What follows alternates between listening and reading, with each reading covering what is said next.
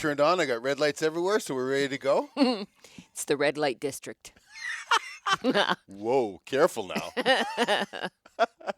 Hi, I'm Rich, and welcome to the Scuttlebutt Podcast. And I'm Sandi Mellon, and once again, you are joining us in our basement living room. And as I look out across the landscape of this living room, I see a lot of vacuuming that needs to be done. Yeah, but there's a whole bunch of stuff that needs to be packed up before we can vacuum. Mm. And that, Whose job is that?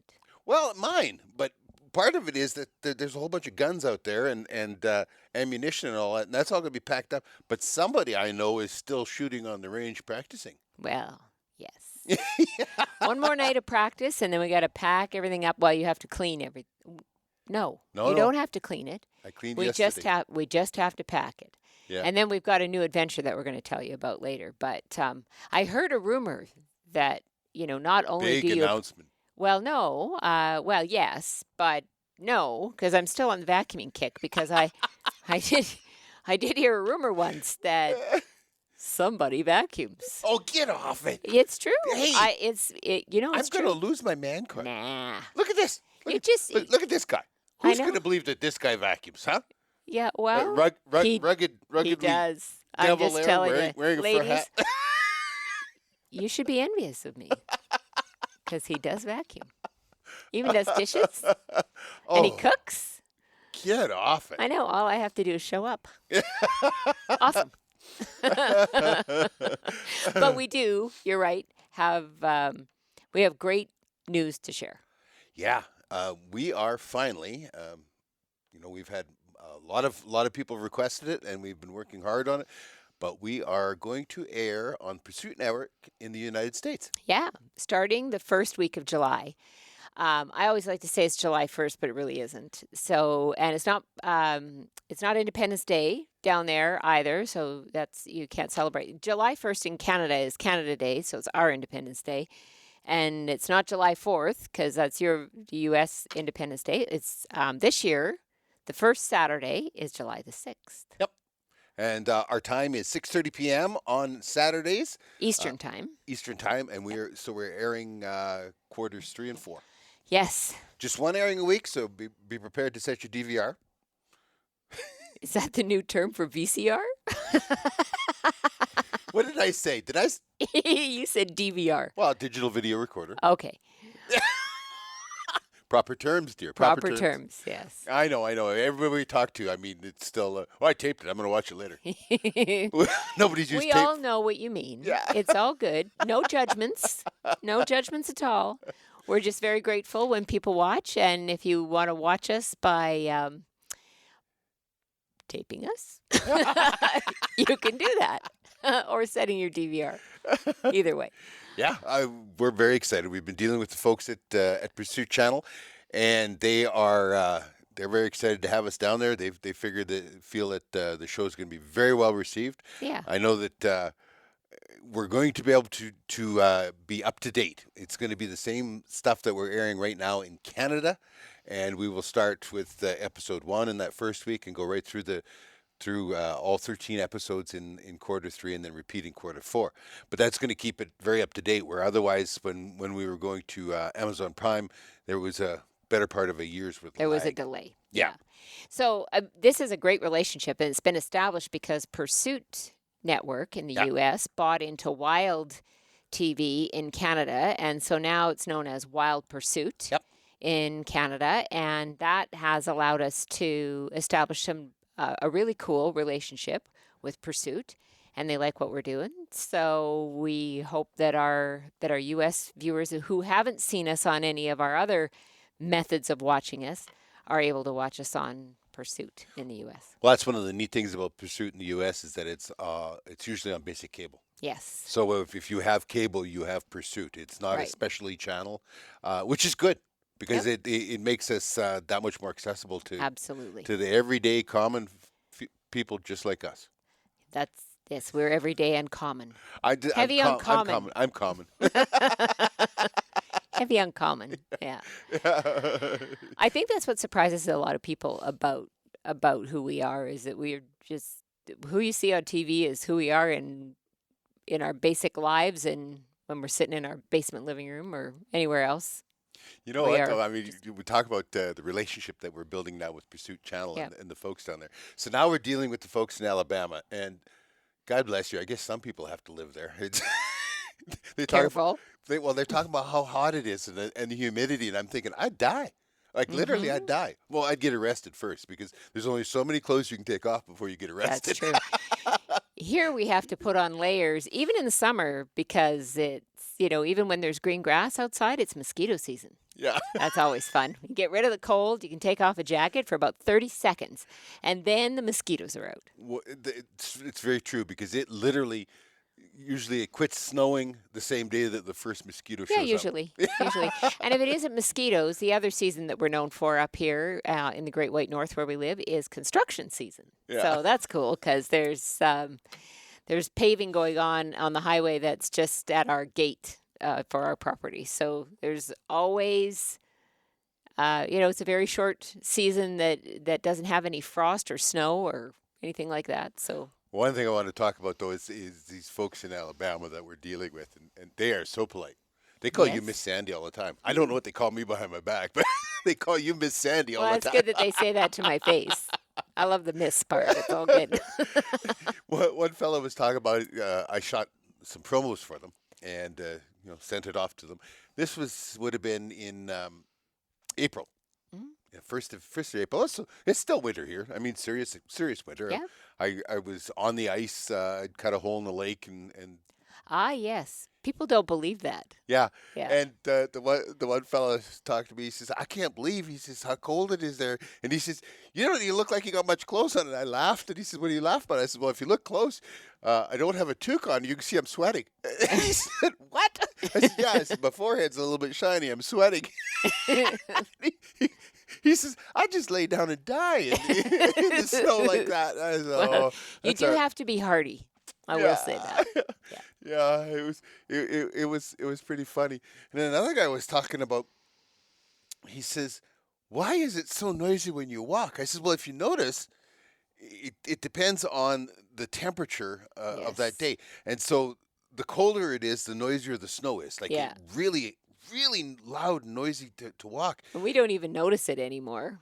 But No, people who watch the show do. well, I do notice it a lot in the edit suite Oh, because I got to try of and course. dampen that out, and especially like, I'm not, me and my mouth. I mean, I wander Yes, through I life, but do, my mouth opens actually. up and stuff falls out.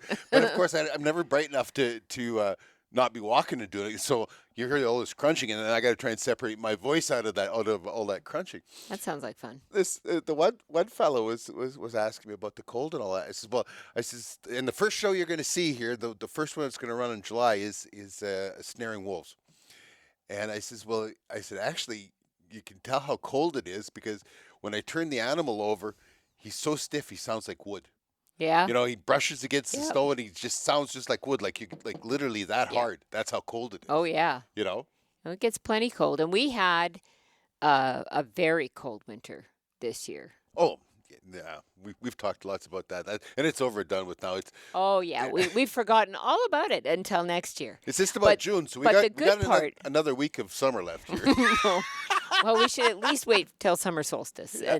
and then it can be good. But one of the other things I was going to say about us moving down to the U.S. in terms of having the show air there is that a couple of our sponsors are coming with us down there, which is really exciting. Oh yeah, Old Smokes Coffee, of course. Yeah. And his mail order is doing really, really good. Yeah. Which, by the way, in a shameless plug, we have a promo code with them. And Yeah. if you want to try Old Smokes Coffee, especially, I mean, smoke roasted coffee is just incredible. I mean, it was made for us outdoors people. But just www.olesmokescoffee.com and use the promo code Trapping Inc., all one word. INC, Yep. not INK. Yeah. And you will save 10%. Now, there's a shameless plug over. There's a shameless plug, and Tim should be happy. And then the other sponsor who's coming with us is Range Road, who Range Road Enterprises. Range yes. Road Enterprises. They have some incredible sawmills and splitters and Wood processors. yep, wood processors. His is the kind of store that when you walk into it, you're so damn proud to be a man. I think he's been sniffing too much sawdust, really. Oh, no, that's pure testosterone. When you walk in there, you go, big old suck it in, and there's two-stroke smell, the smell of two-stroke and chain oil and bar oil and I and think all that. somebody just found his little piece of heaven. Oh, I love it. He has sawmills and he has wood splitters and he has wood processors and he had pellet makers for pellet Oh, stoves. yeah. Yeah, like the I forgot coolest. about the pellet. I'm gonna have one of them later. Well, we had a splitter and a wood processor up Yep. here this winter. And I think we've talked about this before, but we had a log truck load Yeah. of birch wood delivered to our yard. When was that? January? End of January, No, wasn't no, it? no, no. It came in November. Oh, well, I lost a couple of months. Okay, so end of November. It sat there in a big pile of logs for a while because it took a while to kind of get organized to get out there. But now I'm staring out the window down here at this huge pile of split birch, which is going to be very nice for this winter burning in the house. Yeah. Well, I have all kinds of buddies have come out of the woodwork that. That figured that I've got too much, and I tell them, well, yeah, if they want to part with some coin. Everything's for sale for the right price. Exactly. Yeah. Friend of mine, you've just been cleaning some guns, and a friend of mine asked me if I'd clean his gun. And I said, not if you drop it off at the bank. They frown on those kinds of things walking in the door. So, we've got lots of things that we're undertaking this year, and the smell of cleaning oil has also been in the house because we've been doing quite a lot of shooting Yeah. in preparation for our next exciting announcement. And that is we're going back to Africa. Yeah. Yeah, we're going with Guy Swart, our best buddy from South Africa in the Eastern Cape. Yeah. Guy has Wild Horizon expeditions. We probably should know that. It's Wild Horizon. Yeah. Oh, he's going to love us for Yeah. this. Anyway, No, Guy has a very nice outfit and he's got great guides, and this is our third trip back with him. But exciting for me, exciting for us actually. It's the first time that we've gone with another couple or anyone else who will be with us. Because normally when we go, it's just Rich and I and the traveling road show as it is. And we connect with a professional hunter, a PH there, who's part of Guy's enterprise, and Guy of course comes along, and usually a tracker. And we just kind of gallop down the road doing whatever we please. Well, Most of the time we don't know what's going on. it's funny because first time we went and Guy wanted to know what we wanted for an itinerary, and we said I don't care. We just want to have some fun. Yeah. And so then he said that was the greatest thing ever. It was so easy to organize. Because he could just plan everything. He didn't care. Yeah, now he says it's not so easy. Yeah, now it's not so easy because this is the third trip over there. And there's a couple of things that we want to do differently. But so there's other couples coming with us, and they're good friends of ours.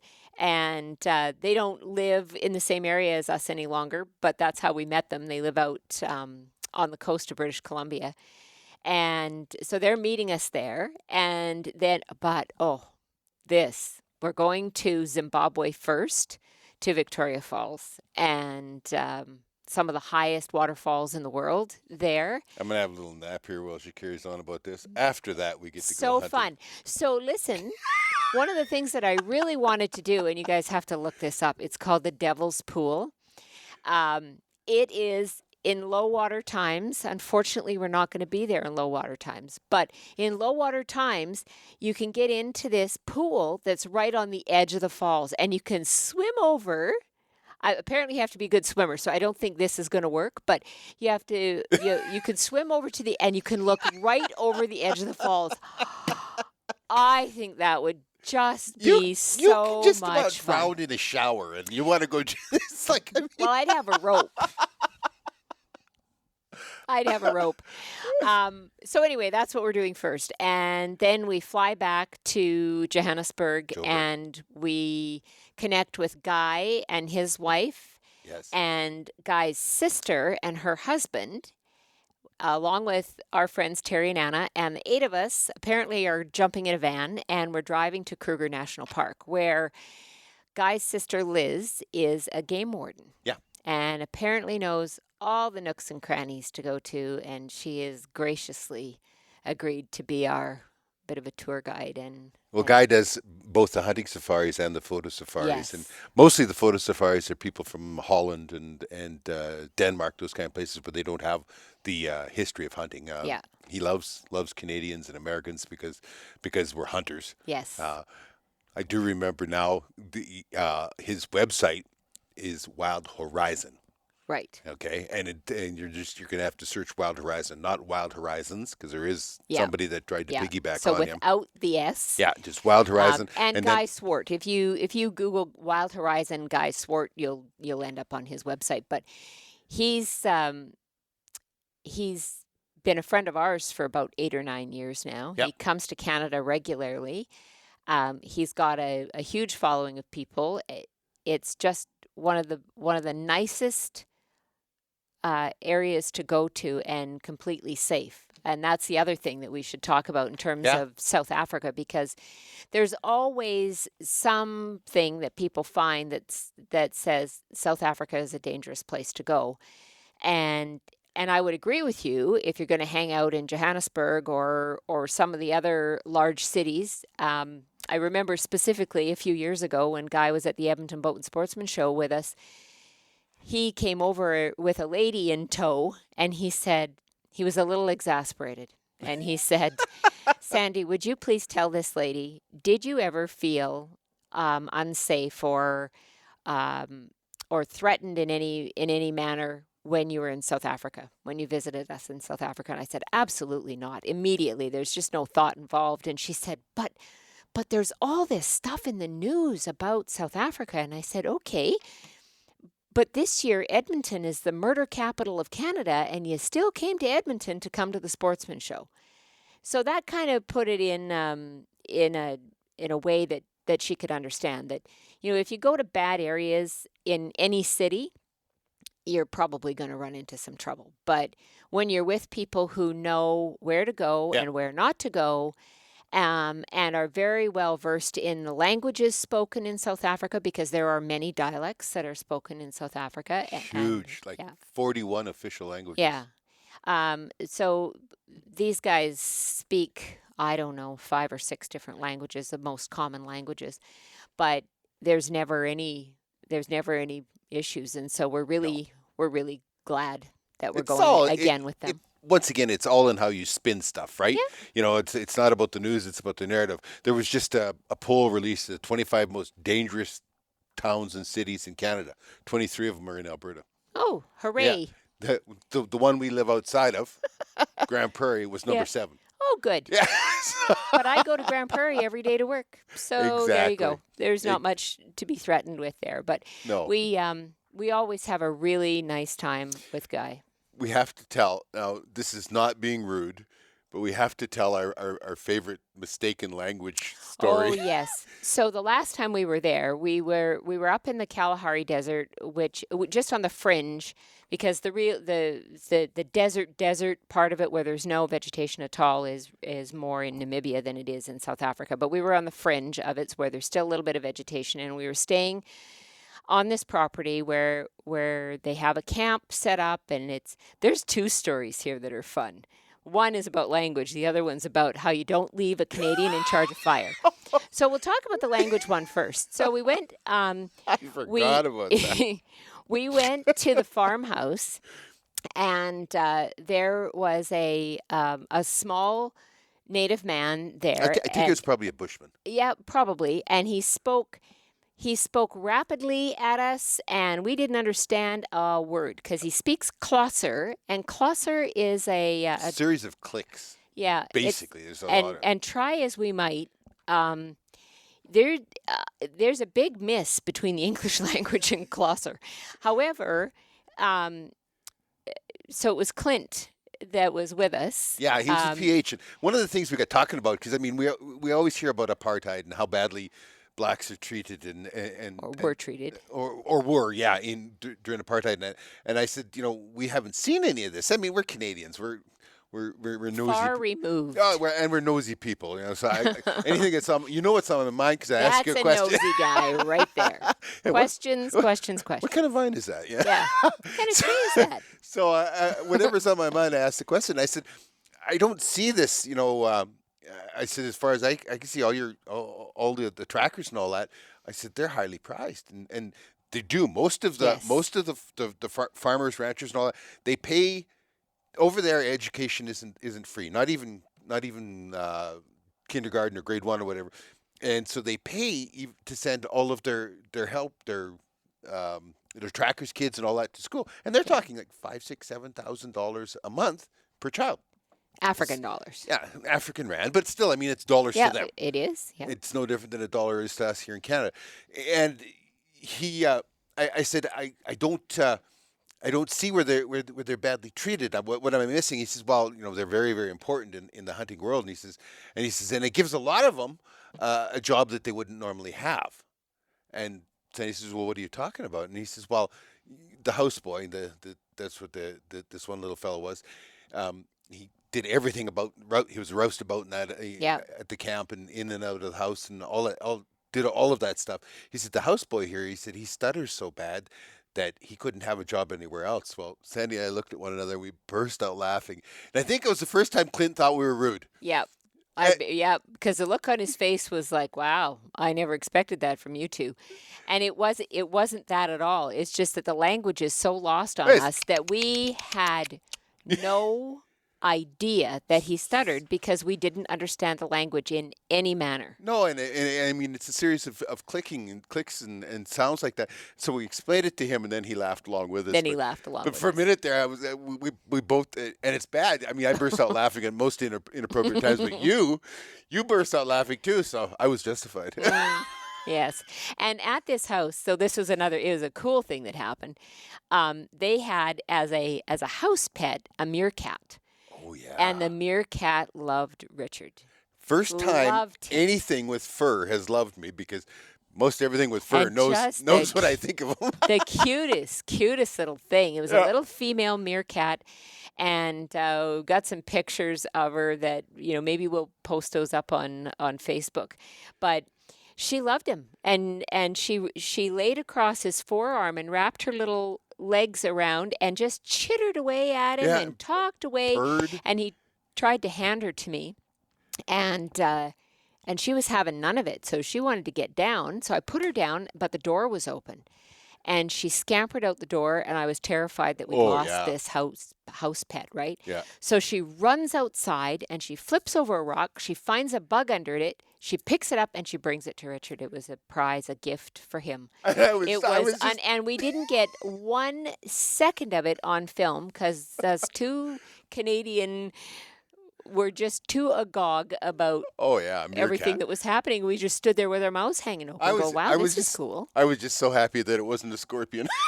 That's true. Because they do eat scorpion. Yeah, they a do lot. eat scorpions, but yeah, it was good. At this camp, though, that we were at, and it was really cool because from the camp, you could drive 15 kilometers in any direction and still be on the hunting concession. Yeah. That's how big it was. Yeah, it was huge. So the only power that was there was a generator. And as far as hot water, well, they had a tank up on top of a stand, about 30 feet up, and that created the pressure to create water pressure. And then they had what they called a donkey, and it was basically a hot water heater that burned wood. So Clint went away to go skin an animal, to skin the springbok that I'd shot. And he said, "Can you take care of the fire?" And you never leave a Canadian in charge of a fire. As we just discussed, we have a lot of cold weather here, and fire is really important. So Richard stokes up the fire, and then he comes around to the doorway of the room that we're staying in. He goes, I think we better gather up everything important, and we better go for a walk. And I said, pardon? And he said, well, I'm not sure what I've done, but I've heated the water too much, and it's geysering out of the release valve at the top of the tank. They had a release valve in a pipe, 3/4-inch pipe that went up from the top of the water jacket on this donkey. It went up above the height of the tank, so it's 30 or 35 feet in the air, and it looks like Old Faithful up there. it's releasing it. So we thought the whole darn thing was going to blow up, and I if know it you've was ever making seen a awful hot water noises. tank blow up in a house, it can level a house. Yep. So we thought maybe a mile would do it. So we walked down the road a mile, and we We're when we standing, meet standing Clint. there in the dark. Clint drives up and he says, What are you doing out he, here? he looks around, he looks at us, and we're standing there in the dark. He says, see here, what are you doing out here? We said we tried to blow the place up, and he just laughed. He thought that was funny. And what was the other thing that happened there? Oh, yes, at that camp. We have so many stories about that camp. We, there was a kitchen there, and the refrigerator and the freezers all ran on propane. And then, of course, the generator provided the power for anything else that we needed. So we didn't have a coffee pot, but what we had was a kettle and a French press so that we could have our coffee, because us Canadians are... They're not big on coffee over there. No, they like tea. They like tea. We like coffee, so it's good. And so we picked up coffee, and we're taking Old Smokes with us this time. You betcha. So we picked up coffee when we got our groceries to go to this camp, and we were enjoying the French press and the nice coffee and whatnot, but we left a window open one day when we went hunting, and a mongoose got in there and broke our coffee pot. Yeah, and it was a funny That's thing not a because story that you usually hear. you, My dr- mongoose. you drive up, and of course, me and things with fur on them, and then all of a sudden, something fur jumps out this window. It's like, what on earth is that? And then we go in, and you see that it had been all over there, and it had knocked over the French press, the glass French press, and broke it and all that. Yeah. It's like crazy. Yeah. We have the most damn fun. Not many people I know have had their coffee pot broken by a mongoose. Exactly. Just saying. Yeah. So anyway, that's so about the first week is sort of taken up with some tourism things, and then we get into the serious bit. Oh yeah, he says he's going to be. What are you going to hunt? Well, Aoudad is on the list. We are. Barbary sheep. Yeah, they actually come originally from quite a ways north of there, up at Chad, but they have them on some mountains there. We're not going to Chad. No, we're not. No, it's not a safe place. Not for Well- blonde-haired ladies. Yeah. Yeah. I like to go places that are safe. You're tradable merchandise there. We've had this conversation before. Yeah, that was another story. That was the first time we were there. So we're gonna hunt those because they have some mountains here that go up to like 6,000-7,000 feet, Yeah. and we're gonna go up and hunt Aoudad, And it's June. which is their winter. Which is winter there. Southern Hemisphere winter. The further south you go, the colder it gets. Yeah. And of course, then the elevation changes everything too. So, but we'll probably be at Guy's own concession, where maybe we're going to hunt some caracal. Yeah, well, Which is African lynx. you can actually get a license to hunt in the dark. You can Mm-hmm. hunt in the dark using spotlights and And silence. suppressed Yeah. rifles. Suppressed rifles. And it costs like 20 cents for Yeah. a license or something. Yeah, or it it did the last time we were there. Maybe And maybe I'll inflation's I'll get another one for sure. Yeah. I want to do that jackal and caracal. That's big on my Yeah, list. blackback jackal and caracal and the Barbary sheep, and you want to hunt for hemsbok. I think I'm going to hunt hemsbok, and I'm probably going to hunt red hartebeest. I think you might be shooting a kudu. Ooh, Yeah. a curly horn. You just can't shoot a bigger one than I did. That's all. Hmm. That's the rules. Richard has two. Well, actually, he has the Richard Mellon room at one concession that we've hunted at, where his photo is featured prominently with two, well, maybe three exceptional animals that have been taken on that property. One was the kudu, which at the time that it was hunted was the third largest in the Eastern The Cape. third largest Eastern Cape. Yep. And Yep. then the this Nyala, Nyala, yeah. which is just over in the corner over here. That's an incredible specimen. And then the waterbuck. Yeah. The waterbuck Yeah. was another. very Waterbuck big was one. Yeah. another big animal. So That's what I love about going with Guy, though. I mean, he understands hunting, and it's so important. and that, so do his guides. yeah, and they don't want you to shoot anything that you wouldn't Yeah. shoot, right? Well, that was the story. Like, the first time that we were there, we saw a lot of kudu, and a lot of people call him the ghost, Mhm. right? Gray ghost. The Yeah. gray ghost. Yep. And they don't always see a kudu when they when they put it on their list to hunt. But we were waved off. You were waved off by a number, like from a number of, Yep. that it Yep. just, well, this looks like it's a good specimen. They said, no, no, no, we can do better. And we were very grateful that they had, because Well, that but one, and it's you don't know tremendous. that. It's like bringing somebody to come hunt on our land here, and we have big whitetail here in Alberta, Yeah. of course, for land, the big whitetail. But I mean, if you take a nicely balanced, 5x5, 140 buck, and I could tell you it's a monster, and people are gonna, because it looks the monster. You just need to know, you need to have looked at a lot of them, tell the difference between it and a 165 or 170 buck. Yeah. You know, people not knowing. So, I mean, the first kudu, I would have shot the first one, and he tells me later it was a 42-inch kudu. Yeah. The one I ended up shooting was 56 inches. Yeah. But you just don't know. Yeah. There's so much that goes into the Well, and judging of that. well, they're very different from what we hunt, and the method of judging them is different as well. Well, this So, Nyala is cool too, because we looked at a couple, and the one was just gorgeous, gorgeous. And I says, "What is that?" He says, "26-inch." Well, most people would jump all over the very Yeah. first 26-inch Nyala they ever saw, Yeah. because a lot of people shoot a lot smaller than that. I Yes. says, "Are you sure?" He says, "Oh no." He says, "We can do better." When I shot this, I said to him, I says, "Okay, before the tape measure ever hits it," I said, "How big is it?" He says, 30 inches. He says, "Maybe." He says, "It'll be close." Turned out it was 29 and 5/8 Yeah. inches.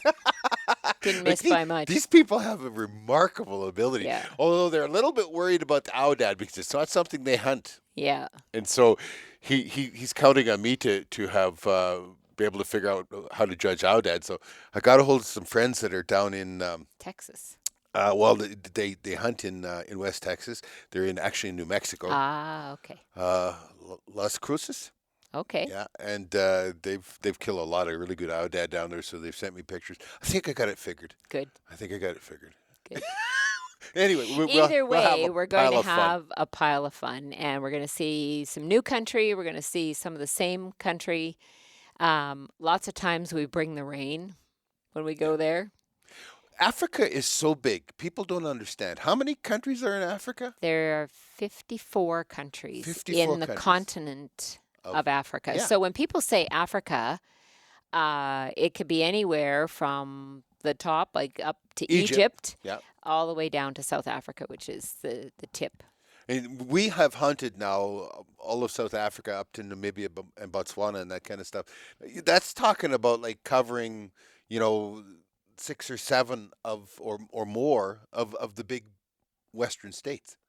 That's a lot of traveling. Yeah, it is a lot of traveling, and we did most of the travel that we've done is by vehicle, but it's fascinating because it's just different from home. So I mean, for them, it's driving down a highway. For us, there's lots of, what kind of tree is that? How deep is that lake? Right there. Oh yeah.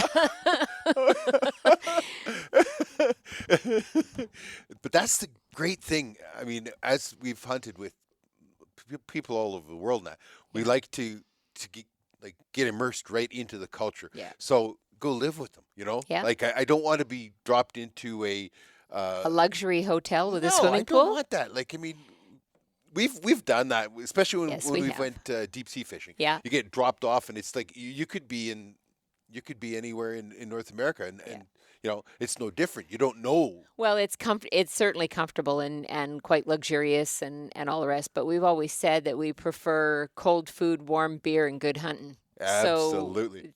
So, is it nice to have a luxury or two here and there? Absolutely, but the reason that we're going is for the experience. And you were talking about immersing and being part of the family, and that we have been welcomed into many family homes. Yeah. But the food is the other thing that's really important to us when we travel, is just to be part of that whole cultural experience. Includes food.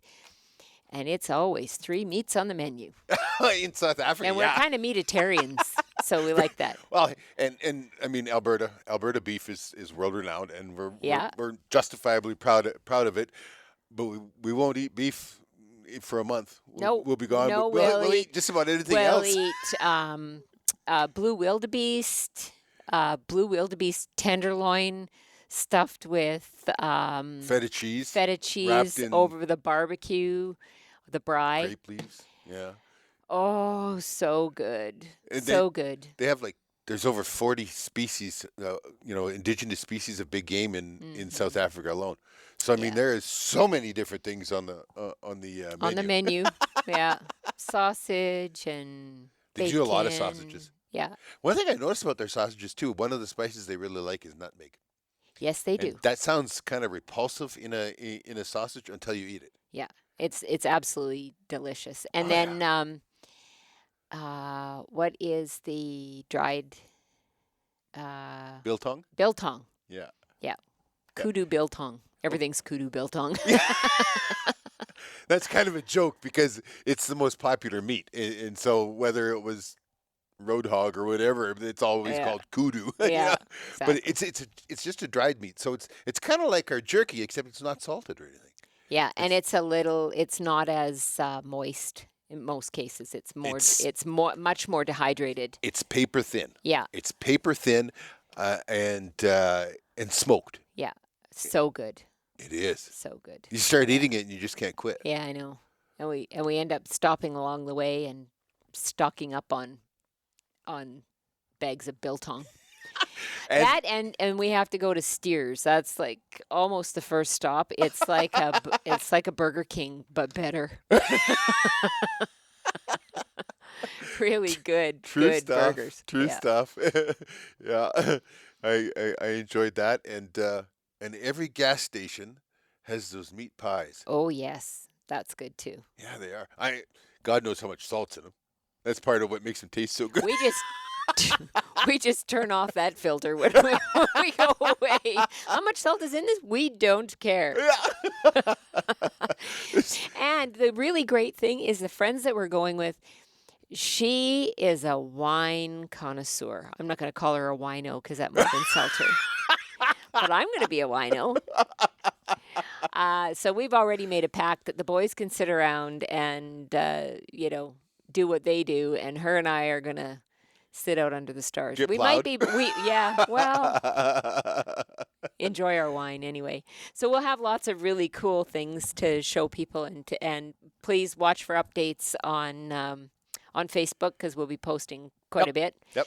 And it will form part of a show. We don't know whether it's going to be on Trapping Inc. or if it'll be a different title. We have we do have a different series coming. Yeah, a different title to launch. So that's more exciting things in the future. But we invite you to come along on the adventure because as much fun as we have enjoying our adventures ourselves, we have even more fun sharing it with people because a lot of Absolutely. people, Absolutely.